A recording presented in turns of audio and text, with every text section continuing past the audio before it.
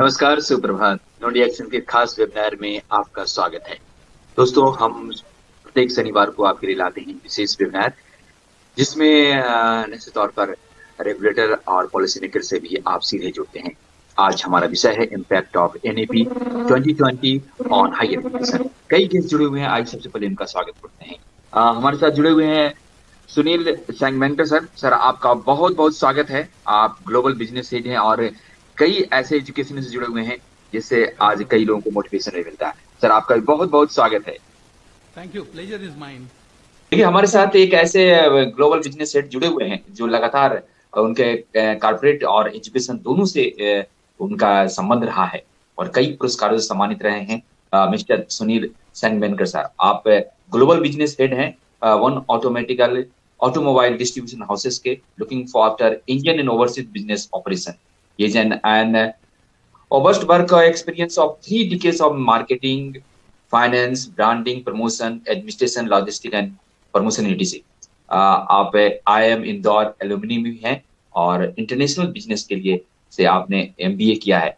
आपके एक्सपीरियंस से निश्चित तौर पर नोडी एक्शन को भी फायदा होगा और हमारे जो साथ में जुड़े हुए हैं मेंबर्स, कई हजार मेंबर जुड़े हुए हैं जो जिसमें यूनिवर्सिटी से काफी लोग हैं, उन्हें भी फायदा होगा। पॉलिसी मेकर भी आपसे काफी कुछ सीखेंगे। तो हम सीधे आमंत्रित कर रहे हैं मिस्टर सुनील सेंगमेंकर साहब से कि आप आए और अपनी बात रखें एनईपी 2020 ऑन हायर एजुकेशन पर। जी sir, Sunil sir. Thank you sir. या good morning everyone, this is Sunil Sangamnerkar. I have been hearing you, the educationist, the prominent educationist in this wonderful program, and it's sheer pleasure for a professional who is not connected with academia to be a part of this. In background of this, I would like to just put forward that education is no more become only a business of educationists. Lot of corporates have got involved to it, and the total dimension of education industry have got changed.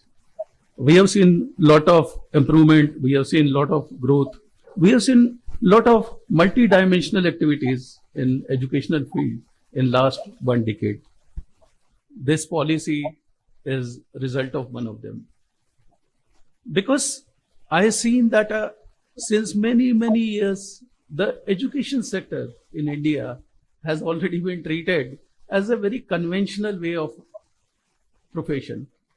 The study pattern was almost same, the student pattern was almost same, the university pattern was almost same, and there was a strong urge in this industry. I'll call it as an industry because it is one of the biggest industry, because it's one of the biggest revenue generation source for any of the country. We find it a bit surprising, but it's fact. Being a professional, being a global player into automobile field, I can put forward something which is bit different than what we have been talking about. If you see any business, maybe it's in India, maybe it's in Malaysia, maybe it's in Europe, maybe it's in America, then your customer is always a one-time customer. If somebody goes to buy one car, he goes only once. If somebody wants in a supermarket, once he goes in a month. If somebody want to buy some property, he goes there once in his lifetime. But education is a field in which you get one student, let's call that student as a customer. And that customer, you have to always and only strike once.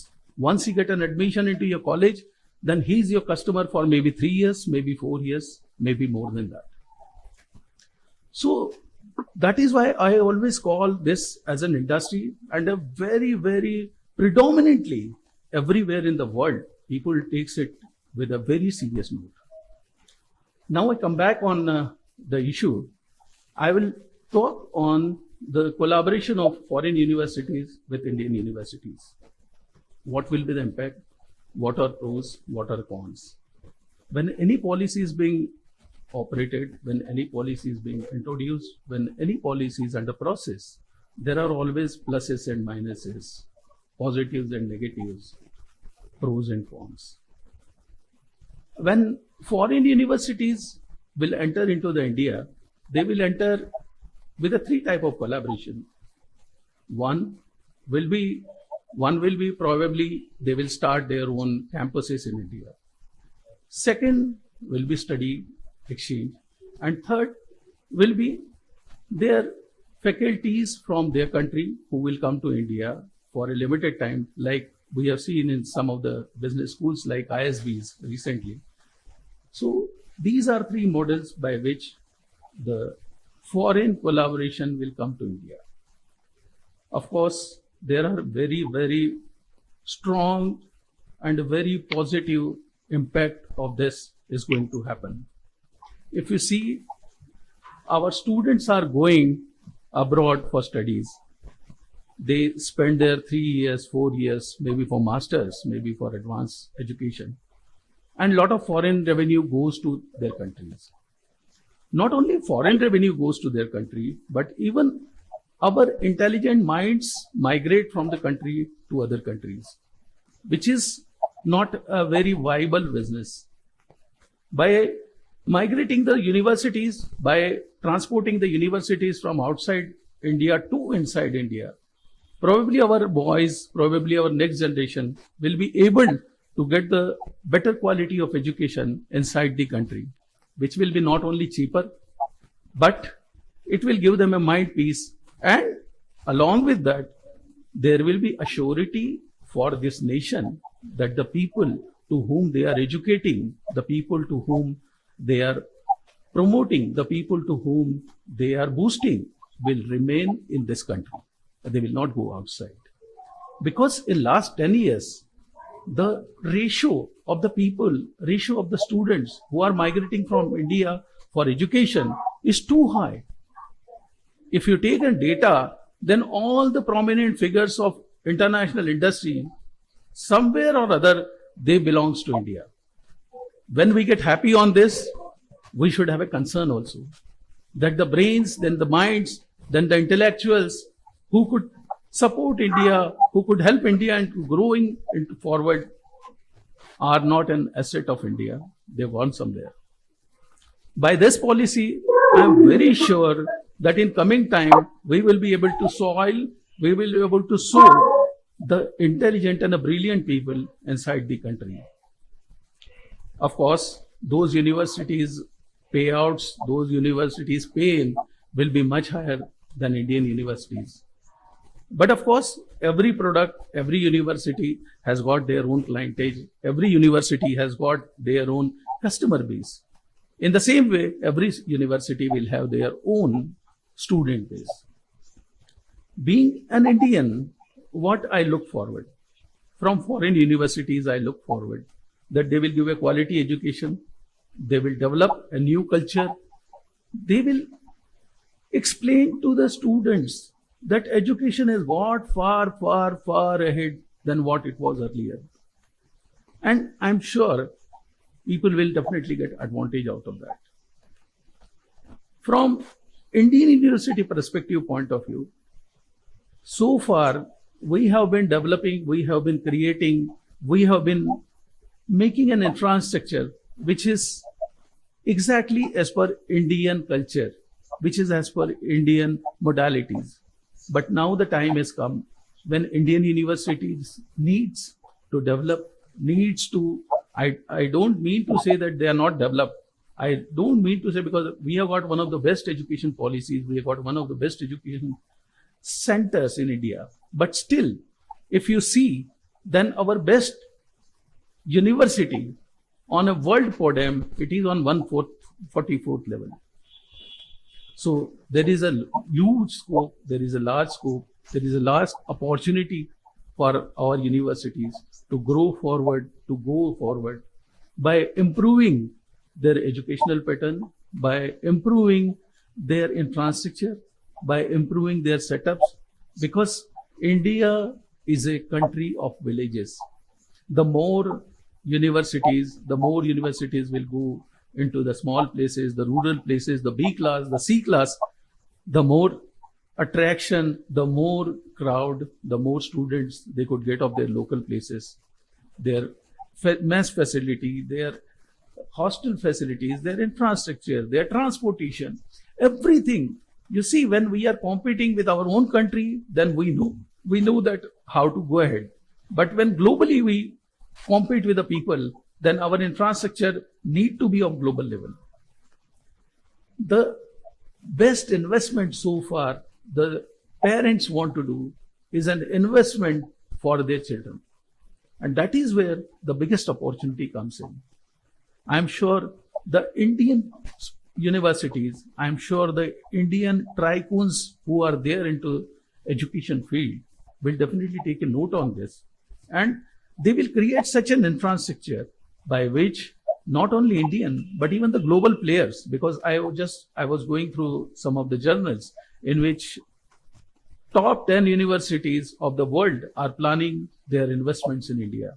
Maybe it's a Oxford, maybe it's a Prince Elizabeth, maybe it's in Harvard's, maybe it's a Richardson's, maybe whatever you take the name, because for them, India is the biggest market. They don't see India as an education center. They are seeing India as the biggest market. Since we are second largest economy, from population point of view, we are the second largest country in the world. You can imagine the people who are from the smaller country, they are seeing India as a big market, and India, they are finding as a huge scope in terms of students. They don't treat, because when I speak to my counterparts abroad, maybe in US or maybe in UK and all, they never call them as a students. They call them as a customers. They say, we have got 1,000 customers there. We got 1 million customers there. So that is a different of approach. That is a different of mindset. That's a difference in which they are targeting our country. So it's on one point, it's always advantageous. They are always welcome. By this, our level of education will increase. But on the other hand, I genuinely request, I sincerely request the Indian universities to collaborate, to enhance, to apprise their level to such an extent that our students have a first preference of Indian universities rather than on foreign universities. Because when you invite any foreign universities in India, remember the foreign exchange, the foreign funds and the revenue goes into their country, which is somewhere we can retain those funds to our country if our own universities go up to that level. And really, it will be nice to see when world-class universities, world-class infrastructure, world-class professors, world-class faculties will teach our young brigade and make them not as an Indian citizen, not as an Indian student, but as a global student. Seeing a global student will be real pleasure for all of us. With this, I really thank you everyone who has invited me, and I am sure that this discussions, this particular points will hit somewhere, may not be today, maybe in future. With this, I take off my headphones and I sincerely thanks everyone. May God bless you. शुभ दिन हो आप लोगों का. धन्यवाद. Thank you sir, बहुत बहुत धन्यवाद. आपने पूरे ओवरऑल सबकी चर्चा की है, ये अति महत्वपूर्ण है. निश्चित तौर पर कई प्रश्न भी आए हैं. दर्शकों को हम बता दें कि अगर आपके मन में कुछ भी है तो जिस भी प्लेटफॉर्म से है आप वहां से प्रश्न भेजिए. आपके प्रश्नों का उत्तर हमारे एक्सपर्ट देंगे, हमारे साथ बने हुए हैं. और निश्चित तौर पर आपने जिस प्रकार से इंटरनेशनल और नेशनल दोनों को जोड़ करने की बात की है और किस प्रकार से भारतीय प्रतिभा का उपयोग इंटरनेशनल में हो रहा है, लेकिन भारतीय प्रतिभा का उपयोग भारत में कैसे हो,